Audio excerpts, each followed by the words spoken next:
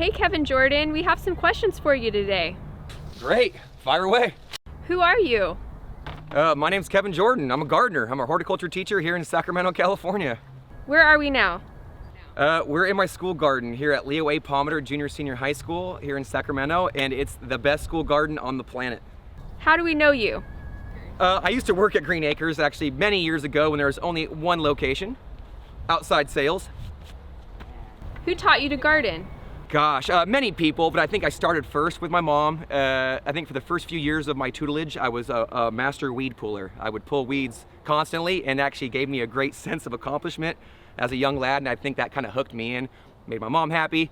Dad likes my mom happy, I like my dad happy, and my mom happy. Life was good. What do you enjoy about gardening? God, everything. I love being outside. I love the effect that it has on me, and I really love the effect that it has on the people around me, because they love the food that I could provide them with, and they also like looking at pretty things. And so those are some pretty positive effects that I get out of it, as well as it's a really great place to learn. What are benefits of gardening?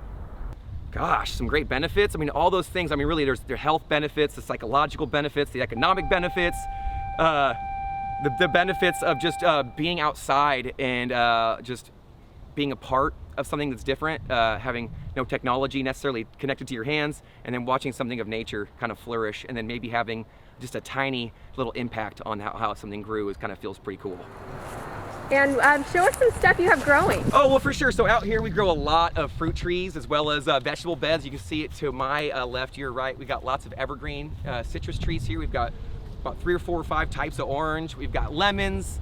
We've got mandarins, and of course we take care of all of them using only organic methods. We do a lot of pruning on there. Actually, last week I pulled a sucker off that orange tree. It was like 12 feet tall. It was huge. And so it's pretty fun to see. It's a great way to get the kids out here because they can harvest, they can eat right away. Actually, I have a lot of kids will come to class just eat the citrus, so that's a pretty good one, but also stone fruits. I mean, you can see some of our stone fruits out here, and they are just now starting to break bud. We've got, different ones they're all semi-dwarf, which is great. I always recommend. And we have, what is it, it's 20th century pear, we've got apricot, we've got peaches, plums, nectarines, many varieties in betweens. We got 3 or 4 or 5 types of cherries, pluots, all those wonderful things. And I would highly recommend you grow them at your own home because they're fun to grow and they're just wonderful.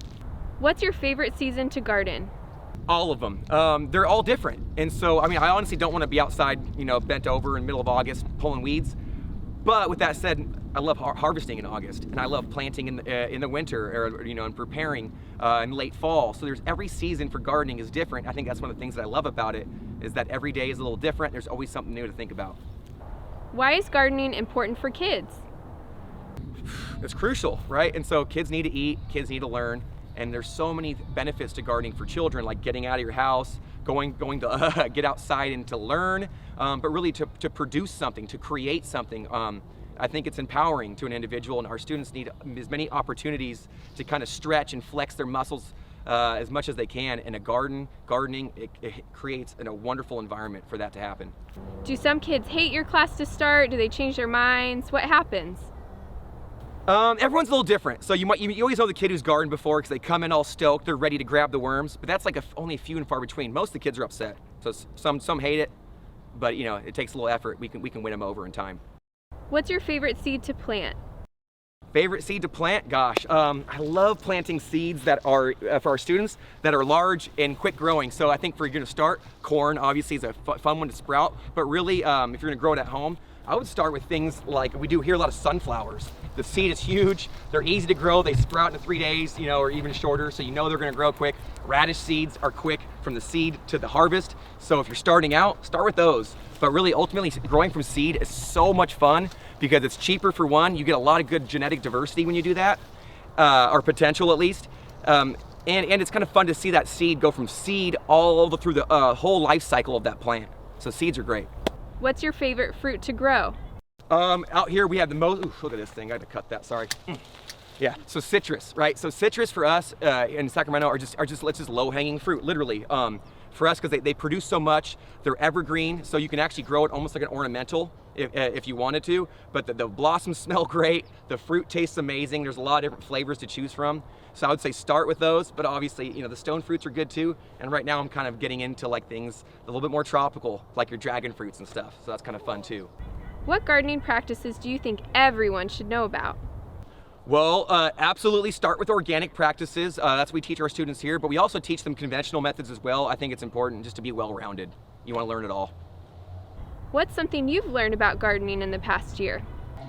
Gosh, this past year, I've learned that gardening by yourself is not as much fun as gardening with your students. It's a lot more difficult, but ultimately I've been exploring, learning about vertical gardening, and of course, propagating plants using different methods like tissue culture and things.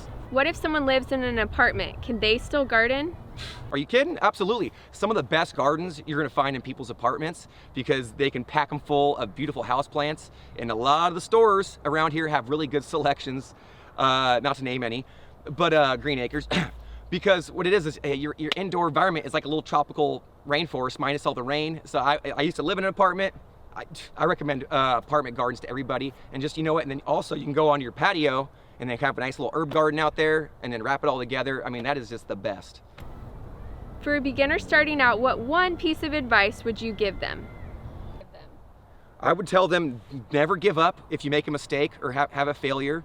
Learn all you can from those around you who've already made those mistakes. A lot of gardeners around you that are super happy to share their experiences and knowledge with you. And I feel like that's the best way for a young gardener to kind of get going and be really successful early on, is to learn from my mistakes and someone else's first. How old do you have to be to garden successfully? You need a license, 21 of age.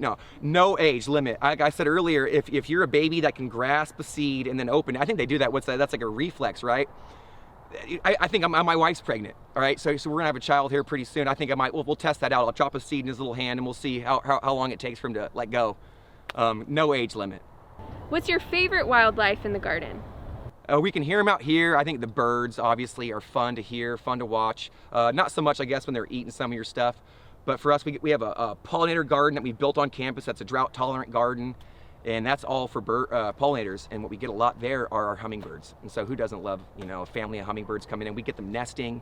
You can see the mating pairs flying around, chirping, tweeting. They're nibbling all our, they're drinking on our salvia and all that. And so they are just like the best visitors to the garden. Hey, quick side note. What's happening on this orange tree? I see these little green things poking up. Boom, well, you can see all the new growth. So I'm trying to finish my harvesting, which I haven't yet, but close. And so you can see it's already shooting out new growth.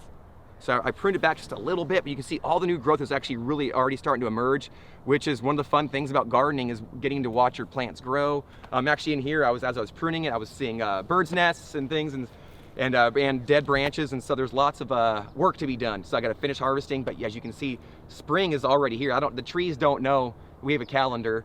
As far as this tree is concerned, it's time to grow. Why is gardening important during the times we find ourselves?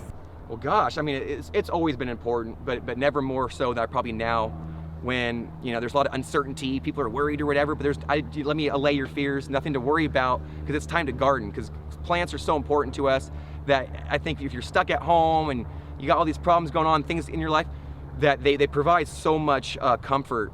Whether you're eating it or just out in the garden enjoying it, smelling, like these are going to bloom soon, and it's like perfume. Plants are comfort. Our lives are tied to plants, whether we like it or not. And so if you're worried right now, start growing a plant, or if you have any problems, grow a plant. What are some of your favorite resources for gardening? For gardening, I start UC system, start with your local nursery, and also, just the Sunset Western Garden book, obviously for us here on the West Coast, is a great starter point. And then other gardeners, absolutely. Why grow plants, Kevin Jordan? Why grow plants? Well, let me ask you a question. Why breathe? Why eat? Why drink, right? Why live?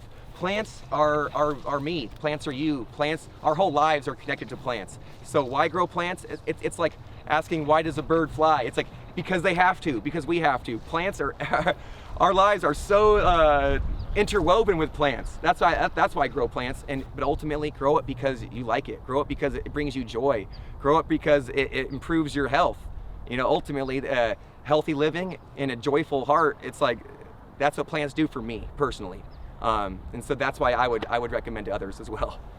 Oh, and actually we have one more question for you. Who's your favorite sidekick to garden with? Oh, by far, my boy Bear. He's my favorite garden sidekick. He loves it the most when we go outside to garden, because that means we're both outside together. So I recommend get outside and garden with your pets. Thanks for answering our questions.